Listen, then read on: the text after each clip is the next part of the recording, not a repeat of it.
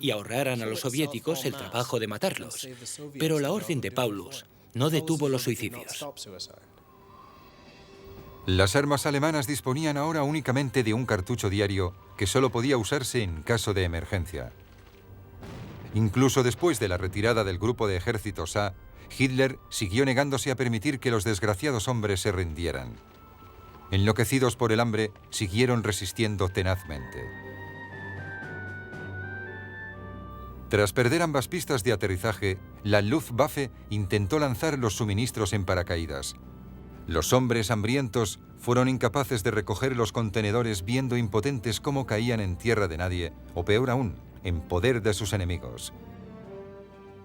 Mientras los valientes soldados del Sexto Ejército eran empujados gradualmente de vuelta a las ruinas de Stalingrado, los rusos dividieron a los alemanes sitiados en dos grupos más pequeños.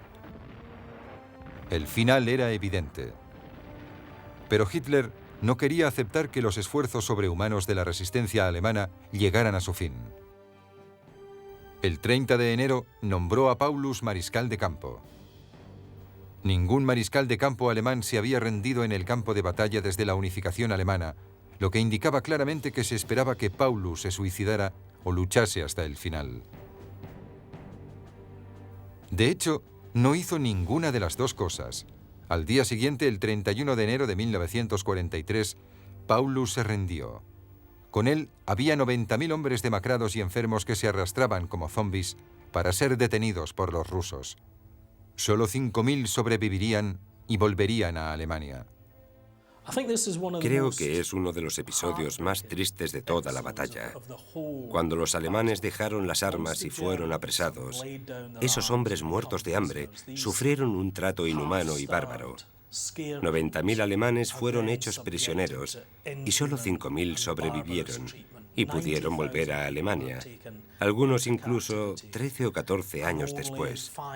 Es cierto que luchaban por un régimen que era malvado e inhumano también, pero sus captores formaban igualmente parte de un régimen implacable, hostil y despiadado, personificado en el Ejército Rojo de Stalin. Y para los hombres y mujeres atrapados entre esas horribles fuerzas, solo había crueldad e inhumanidad.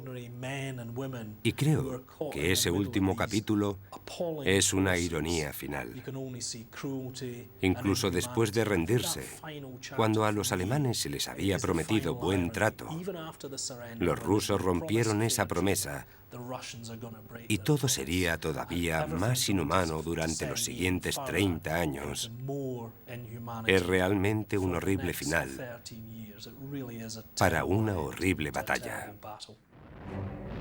Con un esfuerzo sobrehumano, los supervivientes de la guarnición alemana diseminados en la fábrica de tractores continuaron resistiendo hasta el 2 de febrero, pero al final tuvieron que abandonar las armas. Uno de los supervivientes que volvería a Alemania fue Friedrich Paulus.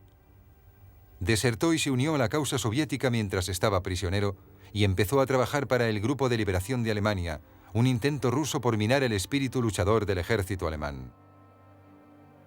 Incluso hoy, los demás alemanes prisioneros de los rusos recuerdan sus intentos con desprecio. Esa gente recibió su merecido después. Cuando terminó la guerra y nos hicieron prisioneros a todos, los rusos ya no quisieron saber nada de esos desertores. De repente cambiaron de actitud. Empezaron a llamarnos a todos cerdos alemanes. Esa era la gente que nos había animado a desertar. Sufrieron el mismo destino que nosotros y pasaron de 4 a 6 años en Siberia.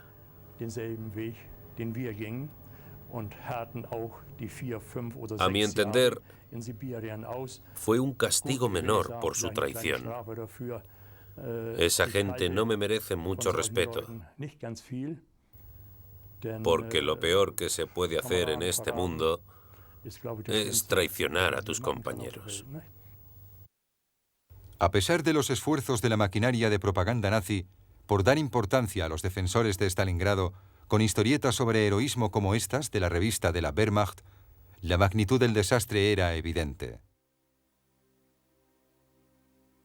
300.000 hijos, maridos y hermanos se habían perdido, y en cada ciudad y pueblo de Alemania se notaba su pérdida. Armándose literalmente de valor para anunciar el desastre de Stalingrado a las fuerzas alemanas supervivientes en el este, el alto mando ordenó que los oficiales del campo de batalla leyeran el último mensaje recibido por radio desde las ruinas de la fábrica de tractores durante los últimos días de la batalla. Decía: somos los últimos supervivientes. Tenemos 4 heridos. Llevamos 4 días atrincherados entre las ruinas de la fábrica de tractores. No hemos comido en 4 días. Acabo de abrir las últimas municiones para mi automática. Dentro de 10 minutos, los bolcheviques nos atacarán. Decidle a mi padre que he cumplido con mi deber y que sabré morir. Larga vida a Alemania. Heil Hitler.